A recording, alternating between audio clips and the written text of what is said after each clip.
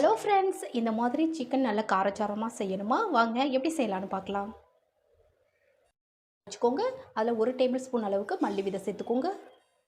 1 teaspoon சோம்பு, 1 teaspoon ஜீரகம், 1 teaspoon மிளகு, 7-8 வரமிளகாய், பட்டை, கிராம்பு, ஏலக்காய் எல்லாம் சேர்த்துக்கலாம். இப்போ இதை நல்லா வறுத்து எடுத்துக்கோங்க. இப்போ இந்த வறுத்த மசாலாவை நல்லா ஆற வச்சு பொடி பண்ணி வச்சுக்கலாம். இப்போ ஒரு பேன் வச்சு 2 டீஸ்பூன் அளவுக்கு எண்ணெய் சேர்த்துக்கலாம். 1/2 டீஸ்பூன் சோம்பு சேர்த்துக்கலாம். ஒரு பட்டை, ஒரு பிரியாணி இலை. இப்போ பொடியாக நறுக்கின வெங்காயம் சேர்த்துக்கலாம்.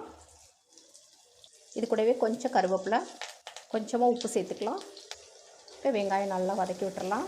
இப்போ இது வதங்கும் போதே 1/2 டீஸ்பூன் அளவுக்கு இஞ்சி பூண்டு விழுது சேர்த்துடலாம். சேர்த்து நல்லா பச்சை வாசனை போகிற அளவுக்கு நல்லா வதக்கி விட்டுறலாம். இப்போ இஞ்சி பூண்டோட பச்சை வாசனை போனதுக்கு பிறகு இப்போ நறுக்கிய தக்காளி சேர்த்துடலாம். இது கூடவே 4-5 புதினா இலை எல்லாத்தையும் சேர்த்து நல்லா வதக்கி விட்டுறலாம். 1/2 டீஸ்பூன் மஞ்சள் பொடி. இப்போ இதை நல்லா கலந்து விட்டுட்டு இப்போ கழுவி வச்சுருக்க சிக்கனை சேர்த்துடலாம். இப்போ சிக்கனை சேர்த்து நல்லா கலந்து விட்டுறலாம். இப்போ இதை நல்லா கலந்து விட்டுட்டு ஒரு மூடி போட்டு 5 நிமிஷம் அப்படியே வேக விட்டுறலாம். இப்போ திறந்துடலாம். நம்ம அரைச்ச பொடியை இதில் சேர்த்துடலாம். இப்போ 1/4 கப் தண்ணியும் சேர்த்துக்கலாம். இப்போ இதை நல்லா கலந்து விட்டுறலாம்.